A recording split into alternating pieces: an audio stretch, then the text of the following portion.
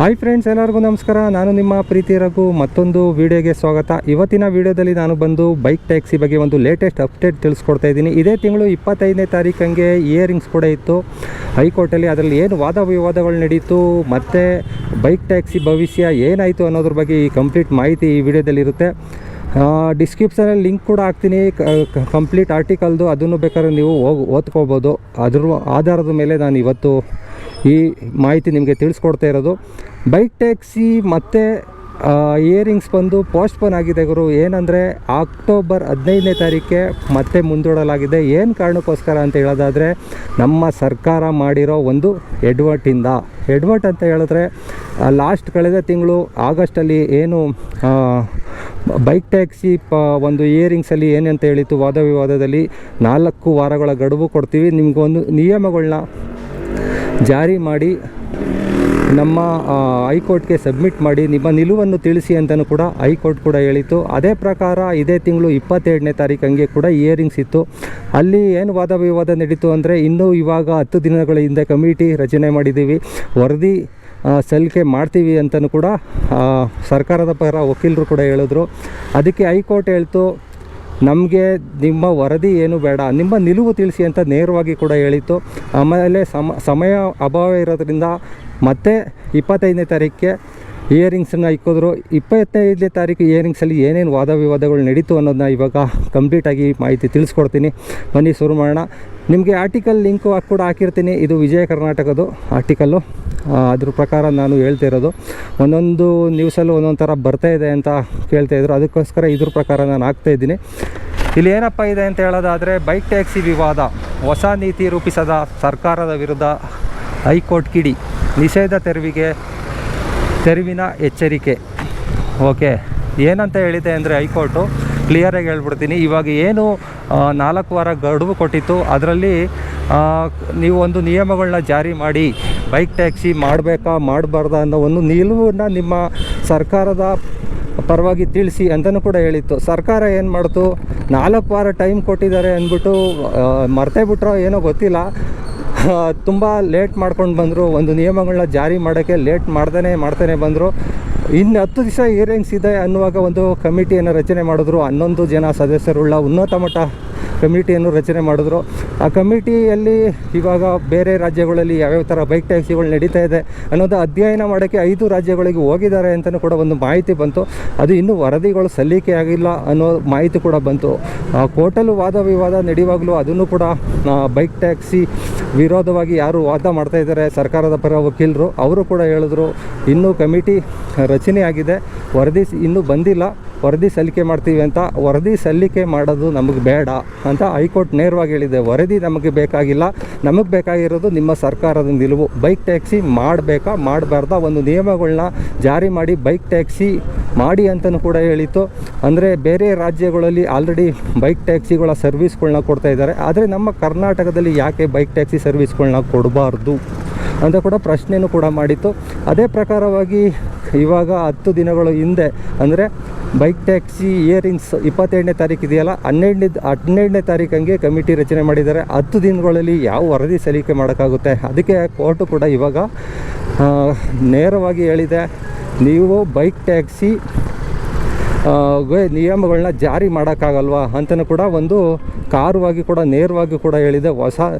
ಅದ್ರ ಜೊತೆಗೆ ಏನಂತ ಹೇಳಿದೆ, ಇವಾಗ ಬೈಕ್ ಟ್ಯಾಕ್ಸಿ ಏನು ಬೇಡ ಅಂತ ಹೇಳಿದ್ದೀವಿ, ನಿಷೇಧ ಮಾಡಿದ್ದೀವಿ, ಅದನ್ನು ನಾವು ಹಿಂಪಡಿತೀವಿ, ಅದೇ ಪ್ರಕಾರ ಬೈಕ್ ಟ್ಯಾಕ್ಸಿ ನಡ್ಕೊಂಡು ಹೋಗಲಿ ಅನ್ನೋ ಥರ ಹೇಳಿದೆ. ನೋಡಿ, ನಿಷೇಧ ತೆರವಿನ ಎಚ್ಚರಿಕೆ. ನೋಡಿ, ಗೊತ್ತಾಯ್ತಾ? ನಿಷೇಧ ತೆರವಿನ ಎಚ್ಚರಿಕೆ. ಇವಾಗ ಬೈಕ್ ಟ್ಯಾಕ್ಸಿ ಬೇಡ ಅಂತ ಹೇಳಿತ್ತು ಹೈಕೋರ್ಟು, ಇವಾಗ ಮಾಡಬೇಡಿ, ಆಪ್ ಚಾಲಿತ ಬೈಕ್ ಟ್ಯಾಕ್ಸಿಗಳನ್ನ ಮಾಡಬೇಡಿ ಅಂತ ಹೇಳಿತ್ತು. ಅದನ್ನು ನಿಷೇಧ ತೆರವಿನ ಎಚ್ಚರಿಕೆ ಕೊಟ್ಟಿದೆ. ನೀವೇನಾದ್ರು ಬೈಕ್ ಟ್ಯಾಕ್ಸಿ ನಿಯಮಗಳನ್ನ ಜಾರಿ ಮಾಡಿಲ್ಲ ಅಂದರೆ ನಾವು ನೆಕ್ಸ್ಟ್ ಇಯರಿಂಗ್ಸಲ್ಲಿ ಇದು ಮಾಡ್ತೀವಿ ಅಂತ. ಅದಕ್ಕೋಸ್ಕರನೇ ಅಕ್ಟೋಬರ್ 15ನೇ ತಾರೀಕಿಗೆ ಮತ್ತೆ ವಿಚಾರಣೆ ಇದೆ. ಅದೇ ಫೈನಲ್ ಡಿಸಿಷನ್ ಇರುತ್ತೆ. ಆವಾಗ ಬೈಕ್ ಟ್ಯಾಕ್ಸಿಗೆ ಏನಾದರೂ ಒಂದು ನಿಯಮಗಳನ್ನ ಜಾರಿ ಮಾಡಿ ಬೈಕ್ ಟ್ಯಾಕ್ಸಿ ಬೇಕು ಇಲ್ಲವ ಬೇಡ ಅನ್ನೋದನ್ನ ಒಂದು ನೇರವಾಗಿ ಸರ್ಕಾರದ ಕಡೆಯಿಂದ ಹೈಕೋರ್ಟ್ಗೆ ಏನಾದ್ರು ಒಂದು ಮಾಹಿತಿ ಸಿಕ್ಬಿಟ್ರೆ ಅಲ್ಲಿ ಜಡ್ಜ್ಮೆಂಟ್ ಬಂದ್ಬಿಡುತ್ತೆ. 99% ಇವಾಗ ಸರ್ಕಾರದ ಕೈಯಲ್ಲೇ ಇರೋದು. ಹೈಕೋರ್ಟಲ್ಲಿ ಆಲ್ಮೋಸ್ಟ್ ಆಲು ಎಲ್ಲ ವಾದ ವಿವಾದಗಳು ನಡೆದುಬಿಟ್ಟಿದೆ. ಓಕೆನಾ? ವಾದ ವಿವಾದಗಳು ಫುಲ್ ನಡೆದೋಗಿದೆ. ಇವಾಗ ಏನೇ ನಿಯಮಗಳನ್ನ ಜಾರಿ ಮಾಡಿ ಅಥವಾ ಒಂದು ನೀತಿಗಳನ್ನ ಜಾರಿ ಮಾಡಿ ಹೈಕೋರ್ಟ್ಗೆ ಒಂದು ವರದಿ ಸಲ್ಲಿಸಿದ್ರೆ, ಒಂದು ರಿಪೋರ್ಟ್ನ ಸಬ್ಮಿಟ್ ಮಾಡಿದ್ರೆ ಹೈಕೋರ್ಟ್ ಹೇಳುತ್ತೆ ಈ ನಿಯಮಗಳು ಸರಿ ಇದೆ, ನೀವು ಬೈಕ್ ಟ್ಯಾಕ್ಸಿಗಳನ್ನ ಮಾಡ್ಬೋದು ಅಂತಲೂ ಕೂಡ ಒಂದು ಪರ್ಮಿಷನ್ನ ಕೊಟ್ಬಿಡುತ್ತೆ. ಆದರೆ ಸರ್ಕಾರ ಏನು ಅಂತ ಹೇಳೋಕ್ಕಾಗ್ತಾಯಿಲ್ಲ, ನಿಧಾನ ಮಾಡ್ತಾನೆ ಬರ್ತಾ ಇದ್ದಾರೆ. ಬೈಕ್ ಟ್ಯಾಕ್ಸಿ ರೈಡರ್ಸ್ಗಳ ಮೇಲೆ ಆಸಕ್ತಿ ಇಲ್ವೋ ಏನೋ ಅನಿಸುತ್ತೆ ಇವ್ರು ನೋಡ್ತಾ ಇದ್ದರೆ. ಇವಾಗ ಕಮಿಟಿ ರಚನೆ ಮಾಡಿದ್ದಾರೆ, ಓಕೆ, ಅದು 10 ದಿನಗಳಲ್ಲಿ ನಡೆಯುತ್ತಾ? ಕಮಿಟಿ ವರದಿಗಳು ಸಲ್ಲಿಕೆ ಮಾಡೋಕ್ಕಾಗುತ್ತಾ? ಅಷ್ಟು ಫಾಸ್ಟ್ ಇದ್ದಾರಾ ನಮ್ಮ ಸರ್ಕಾರದ ಅಧಿಕಾರಿಗಳು? ಉನ್ನತ ಮಟ್ಟದ ಅಧಿಕಾರಿಗಳೇ ಇದ್ದಾರೆ ಹೊರತು ಅವರು 10 ದಿನಗಳಲ್ಲಿ ವರದಿ ಸಲ್ಲಿಕೆ ಮಾಡೋಕ್ಕಾಗುತ್ತಾ? ಅದು ಪ್ರಶ್ನೆ. ಅದಕ್ಕೋಸ್ಕರ ಇವಾಗ ಮತ್ತೆ ಟೈಮ್ ಕೊಟ್ಟಿದ್ದಾರೆ. ಮತ್ತು ಆ ಟೈಮ್ ಒಳಗೆ ಮಾಡ್ತಾರೋ ಇಲ್ವೋ ಗೊತ್ತಿಲ್ಲ. ಆದರೆ ಹೈಕೋರ್ಟ್ ಮಾತ್ರ ಡೈರೆಕ್ಟಾಗಿ ಹೇಳ್ಬಿಟ್ಟಿದೆ, ನೀವೇನಾದರೂ ವರದಿ ಸಲ್ಲಿಕೆ ಇವಾಗ ಏನು ಮಾಡ್ತಾಯಿದ್ದೀರಾ, ಕಮಿಟಿ ರಚನೆ ಮಾಡಿದ್ದೀರಾ, ನಿಮ್ಮ ನಿಲುವು ತಿಳಿಸಿಲ್ಲ ಅಂದರೆ ನಾವು ನಿಷೇಧಾಜ್ಞೆಯನ್ನು ಹಿಂಪಡಿತೀವಿ ಅಂತಲೂ ಕೂಡ ಡೈರೆಕ್ಟಾಗಿ ಹೇಳ್ಬಿಟ್ಟಿದ್ದಾರೆ. ಓಕೆ, ಅವ್ರದ್ದು ವರದಿ ಸಲ್ಲಿಕೆ ಮಾಡ್ದೋಗ್ಲಿ, ನಮಗೆ ಬೈಕ್ ಟ್ಯಾಕ್ಸಿ ಮತ್ತೆ ಬರೋದು ಮಾತ್ರ ಖಂಡಿತ. ಓಕೆನಾ? ಇದರಲ್ಲಿ ವಾದ ವಿವಾದಗಳು ಏನು ನಡೆದಿದೆ ಅನ್ನೋದನ್ನ ಒಂದು ಸಣ್ಣದಾಗಿ ಹೇಳ್ಬಿಡ್ತೀನಿ ನಿಮಗೆ. ಬೈಕ್ ಟ್ಯಾಕ್ಸಿ ನೀತಿ ರೂಪಿಸಲು ವಿಫಲವಾದ ರಾಜ್ಯ ಸರ್ಕಾರವನ್ನು ಹೈಕೋರ್ಟ್ ತೀವ್ರವಾಗಿ ತರಾಟೆ ತೆಗೆದುಕೊಂಡಿದೆ. ಮತ್ತು ನೀತಿ ರಚನೆ ನೀಡಲಾದ 4 ವಾರಗಳ ಗಡುವು ಮುಗಿದಿದ್ದರೂ ಸರ್ಕಾರ ಯಾವುದೇ ಕ್ರಮ ಕೈಗೊಳ್ಳದ ಕಾರಣ ಬೈಕ್ ಟ್ಯಾಕ್ಸಿಗಳ ಮೇಲಿನ ನಿಷೇಧಕ್ಕೆ ಸಂಪೂರ್ಣ ತಡೆ ನೀಡುವುದಾಗಿ ನ್ಯಾಯಾಲಯ ಎಚ್ಚರಿಕೆ ನೀಡಿದೆ. ಓಕೆನಾ? ಹೈಕೋರ್ಟ್ ಮುಖ್ಯ ನ್ಯಾಯಮೂರ್ತಿ ವಿಭು ಬಕ್ರು ಹಾಗೂ ನ್ಯಾಯಮೂರ್ತಿ CM ಜೋಶಿ ಅವರಿಂದ ವಿಭಾಗೀಯ ಪೀಠವು ಈ ಕುರಿತು ವಿಚಾರಣೆ ನಡೆಸಿ, ನಾವು ನೀತಿ ರೂಪಿಸಲು ಸರ್ಕಾರಕ್ಕೆ 1 ತಿಂಗಳು ಕಾಲಾವಕಾಶಗಳನ್ನು ನೀಡಿದೆವು, ಆದರೆ ಏನೂ ಮಾಡಿಲ್ಲ. ಬದಲಾಗಿ ನೀವು ಗಿಗ್ ಕಾರ್ಮಿಕರ ಕಾಯ್ದೆಯನ್ನು ತಂದಿದ್ದೀರಿ. ಹೀಗಾಗಿ ನಾವು ನಿಷೇಧಕ್ಕೆ ಸಂಪೂರ್ಣ ತಡೆಯಾಜ್ಞೆ ನೀಡಬೇಕಾಗುತ್ತದೆ ಎಂದು ಪೀಠವು ಖಾರವಾಗಿ ಹೇಳಿತು. ಕ್ಲಿಯರಾಗಿ ಗೊತ್ತಾಯ್ತಲ್ವ ನಿಮಗೆ ಅರ್ಥ?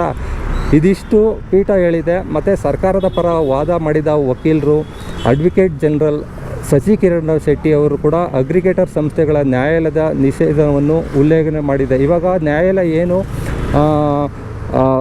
ನಿಷೇಧಾಜ್ಞೆ ಕೊಟ್ಟಿತ್ತು ಅದನ್ನು ಉಲ್ಲಂಘನೆ ಮಾಡಿದ್ದಾರೆ ಅಂತಲೂ ಕೂಡ ಹೇಳಿತ್ತು. ಇವಾಗ ಬೈಕ್ ಟ್ಯಾಕ್ಸಿ ಏನು bike direct bike lead generation service, ಅದನ್ನು ನಾನು ಮೊದಲು ಲಾಸ್ಟ್ ವೀಡಿಯೋದಲ್ಲೂ ಕೂಡ ಹೇಳಿದ್ದೆ. ಅದೇ ಪ್ರಕಾರನೂ ಕೂಡ ಅವರು ವಾದ ಮಾಡಿದ್ದಾರೆ. ನಿಮ್ಮ ನಿಷೇಧಾಜ್ಞೆಗೆ ಅವರು ಬೆಲೆನೇ ಕೊಟ್ಟಿಲ್ಲ, ಈ ಅಪ್ಲಿಕೇಶನ್ಗಳು ಎಲ್ಲ ಆಲ್ರೆಡಿ ಬೈಕ್ ಟ್ಯಾಕ್ಸಿ ಸರ್ವಿಸ್ ಕೊಡ್ತಾ ಇದ್ದಾರೆ ಅಂತಲೂ ಕೂಡ ಹೇಳಿತ್ತು.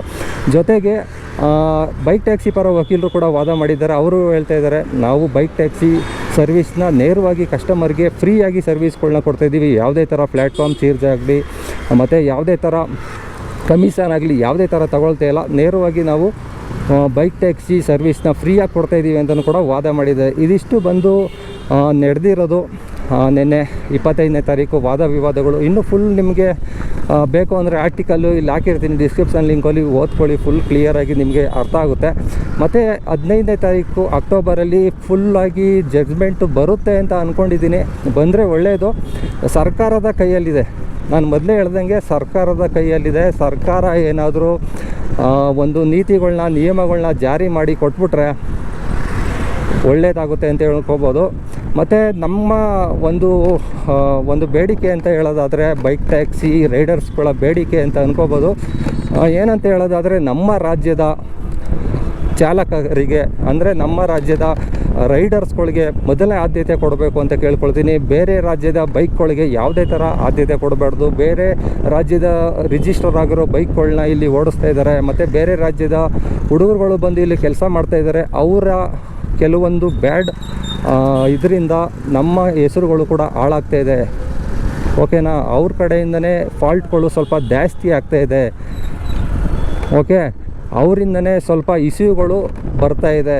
ಅದರಿಂದ ಬೈಕ್ ಟ್ಯಾಕ್ಸಿ ಚಾಲಕರ ಪರವಾಗಿ ತಾನು ಕೇಳ್ಕೊಳ್ಳೋದೇನಂತ ಹೇಳೋದಾದರೆ, ನೀವು ನಿಯಮಗಳನ್ನ ಜಾರಿ ಮಾಡಿದ್ರೆ ನಮ್ಮ ಕರ್ನಾಟಕದಲ್ಲಿ ಹುಟ್ಟಿ ಬೆಳೆದಿರುವಂಥ ಹುಡುಗರುಗಳಿಗೆ, ಡೆಲಿವರಿ ಬಾಯ್ಸ್ಗಳಿಗೆ ಅಥವಾ ಅಥವಾ ರೈಡರ್ಸ್ಗಳಿಗೆ ಇವ್ರಿಗೆಲ್ಲರಿಗೂ ಮೊದಲ ಆದ್ಯತೆ ಕೊಡಬೇಕು. ಅವ್ರಿಗೆ ಮಾತ್ರ ಕೆಲಸ ಸದ್ಯದ ಪರಿಸ್ಥಿತಿಲಿ ಕೊಡಬೇಕು, ಅವ್ರಿಗೆ ಮಾತ್ರ ಪರ್ಮಿಟ್ಗಳನ್ನ ಕೊಡಬೇಕು ಅನ್ನೋದು ನಮ್ಮ ಬೇಡಿಕೆ. ಇವಾಗಲೇ ನೋಡ್ತಾ ಇದ್ದೀರಾ, ಬೇರೆ ಬೇರೆ ಊಬರ್ ಆಗಲಿ, ಓಲಾ ಆಗಲಿ, ರ್ಯಾಪಿಡೋ ಆಗಲಿ ಎಲ್ಲ ಕಂಪ್ನಿಗಳಲ್ಲೂ ಆಟೋ ಆಗಲಿ, ಕ್ಯಾಬ್ ಆಗಲಿ ಎಲ್ಲದರಲ್ಲೂ ಕೂಡ ಬೇರೆ ರಾಜ್ಯದವರೇ ಬಂದು ತುಂಬ್ಕೊಂಡ್ಬಿಟ್ಟು ಹಾಳು ಮಾಡಾಕ್ಬಿಟ್ಟಿದ್ದಾರೆ.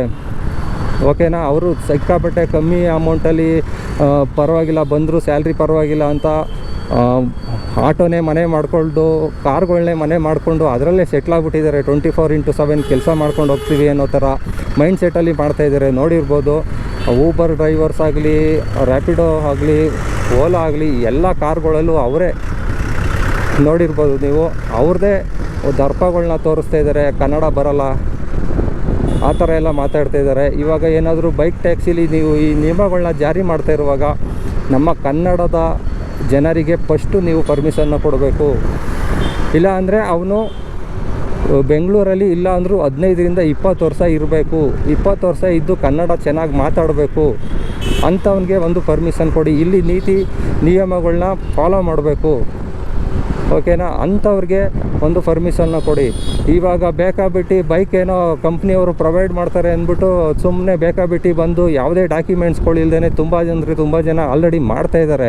ಅವ್ರ ಅಪ್ಪನ ಹೆಸರಲ್ಲಿರೋ ಗಾಡಿಗಳು, ಅವ್ರ ಅಣ್ಣನ ಹೆಸರಲ್ಲಿರೋ ಗಾಡಿಗಳು, ಅವ್ರ ತಾಯಿ ಹೆಸರಲ್ಲಿರೋ ಗಾಡಿಗಳು, ಅವ್ರ ಹೆಸರಲ್ಲಿರೋ DLಗಳು ಅದನ್ನು ಯೂಸ್ ಮಾಡಿಕೊಂಡು ಬೈಕ್ ಟ್ಯಾಕ್ಸಿ ಸರ್ವಿಸ್ಗಳನ್ನ ಕೊಡ್ತಾಯಿದ್ದಾರೆ. ಆ ಥರ ಆಕ್ಸಿಡೆಂಟ್ಗಳಾದಾಗ ಇದಾದಾಗ ಪ್ರಾಬ್ಲಮ್ ಆಗೋದು ಯಾರಿಗೆ, ಓಕೆನಾ. ಈ ಥರ ಎಲ್ಲ ಪ್ರಾಬ್ಲಮ್ಗಳು ಆಗ್ತಾಯಿದೆ. ಅದಕ್ಕೋಸ್ಕರ ಹೇಳ್ತಾ ಇರೋದು, ನಮ್ಮ ಕರ್ನಾಟಕದ ಜನರಿಗೆ ಪರ್ಮಿಷನ್ನ ಮೊದಲನೇದಾಗಿ ಕೊಡಿ. ನಿಯಮಗಳನ್ನ ಜಾರಿ ಮಾಡುವಾಗಲೇ ಮೆನ್ಷನ್ ಮಾಡಿಬಿಡಿ. ನಮ್ಮ ಕರ್ನಾಟಕ ಸರ್ಕಾರ ಕನ್ನಡಕ್ಕೆ ಒಂದು ಸ್ವಲ್ಪ ಒತ್ತು ಕೊಡುತ್ತೆ ಅಂತ ಅಂದ್ಕೊಂಡಿದ್ದೀನಿ. ಯಾಕಂದರೆ ನಮ್ಮ ಸಿದ್ದರಾಮಯ್ಯ ಅವ್ರನ್ನ ಕನ್ನಡ ರಾಮಯ್ಯ ಅಂತಲೂ ಕೂಡ ಕರೀತಾರೆ. ಅದಕ್ಕೋಸ್ಕರ ಕೇಳ್ತಾ ಇದ್ದೀವಿ, ಕನ್ನಡಕ್ಕೋಸ್ಕರ ನೀವೇನಾದರೂ ಒಂದು ಸೇವೆ ಮಾಡಬೇಕು ಅಂದರೆ ಇದ್ರ ಮುಖಾಂತರನೇ ಸ್ಟಾರ್ಟ್ ಮಾಡಿ, ಓಕೆನಾ. ಅಗ್ರಿಗೇಟರ್ ಕಂಪ್ನಿಯವ್ರಿಗೆ ನೇರವಾಗಿ ಹೇಳ್ಬಿಡಿ, ಇವಾಗಲೇ ಚಾನ್ಸ್ ಇದೆ, ನಿಮಗೆ ಪರ್ಮಿಷನ್ ಕೊಡಬೇಕಾದ್ರೆ ಕನ್ನಡಿಗರಿಗೆ ಮಾತ್ರ ಕೆಲಸ ಕೊಡಿ ಅಂತ ಅವರು ಒಪ್ಕೊಳ್ತಾರೆ ಬೈಕ್ ಟ್ಯಾಕ್ಸಿಗೆ, ಓಕೆನಾ. ಅದಕ್ಕೋಸ್ಕರ ಕೇಳ್ಕೊಳ್ತಾ ಇರೋದು. ಓಕೆ ಫ್ರೆಂಡ್ಸ್, ಇದಾಗಿತ್ತು ಬೈಕ್ ಟ್ಯಾಕ್ಸಿ ಬಗ್ಗೆ ಒಂದು ಬಿಗ್ ಅಪ್ಡೇಟು. ನೆಕ್ಸ್ಟು ತಿಂಗಳು ಅಕ್ಟೋಬರ್ 15ನೇ ತಾರೀಕುವರೆಗೂ ವೆಯ್ಟ್ ಮಾಡಿ ನೋಡೋಣ. ಏನು ಬೈಕ್ ಟ್ಯಾಕ್ಸಿಗೆ ಇವಾಗ ತಡೆ ಅಂತ ಏನಿದೆ ಅದು ಹಂಗೆ ಇದೆ. ಹೈಕೋರ್ಟು ಕೂಡ ಏನು ಕ್ಲಿಯರಾಗಿ ಹೇಳಿಲ್ಲ, ಬೈಕ್ ಟ್ಯಾಕ್ಸನ್ನ ಮತ್ತೆ ಓಪನ್ ಮಾಡಿದ್ದೀವಿ ಅಂತ ಏನು ಕ್ಲಿಯರಾಗಿ ಹೇಳಿಲ್ಲ. ಇವಾಗಲೂ ಕೂಡ ಬೈಕ್ ಟ್ಯಾಕ್ಸಿ ಏನಿದೆ ಅದು ಇವಾಗಲೂ ಕೂಡ ಇಲ್ಲಿಗಲ್ಲೇ. ಯಾರ್ಯಾರು ಬೈಕ್ ಟ್ಯಾಕ್ಸಿ ಇವಾಗ ಮಾಡ್ತಾಯಿದ್ದೀರಾ, ಎಂದಿನಂತೆ ಮಾಡ್ಕೊಂಡು ಹೋಗ್ತಾ ಇದ್ದೀರಾ, ಯಾರೂ ಕೂಡ ಬಂದು ಹಿಡಿದು ಕಿರುಕುಳ ಕೊಡೋದಾಗಲಿ ಪ್ರಶ್ನೆ ಮಾಡೋದಾಗಲಿ ಯಾರೂ ಮಾಡೋಕ್ಕೆ ಹೋಗಲ್ಲ. ನೀವು ಮಾಡ್ತಾಯಿದ್ರೆ ನೀವು ಮಾಡಿ ಅಥವಾ ಮಾಡಬೇಡಿ ಅಂತ ನಾನೇನು ಹೇಳೋಕ್ಕೋಗಲ್ಲ. 15ನೇ ತಾರೀಕುವರೆಗೂ ಇದೇ ಥರನೇ ಇರುತ್ತೆ ಅಂತ ಅಂದ್ಕೊಳ್ತೀನಿ. 15ನೇ ತಾರೀಕು ಆದಮೇಲೆ ಗೊತ್ತಾಗುತ್ತೆ ನೆಕ್ಸ್ಟ್ ಮಂತು ಬೈಕ್ ಟ್ಯಾಕ್ಸಿ ಭವಿಷ್ಯ. ಓಕೆ ಫ್ರೆಂಡ್ಸ್, ನೆಕ್ಸ್ಟ್ ವೀಡಿಯೋದಲ್ಲಿ ಸಿಗ್ತೀನಿ ಇದೇ ಥರ. ಅಲ್ಲಿವರೆಗೂ ನಮ್ಮ ಚಾನಲ್ ಯಾರ್ಯಾರು ಸಬ್ಸ್ಕ್ರೈಬ್ ಮಾಡಿಲ್ಲ ಅಂದರೆ ಪ್ಲೀಸ್ ಸಬ್ಸ್ಕ್ರೈಬ್ ಮಾಡ್ಕೊಳ್ಳಿ ಅಂತ ಕೇಳ್ಕೊಳ್ತೀನಿ. Thank you for watching friends. Have a nice day. Bye take care. ನಾನು ನಿಮ್ಮ ಪ್ರೀತಿಯ ರಘು.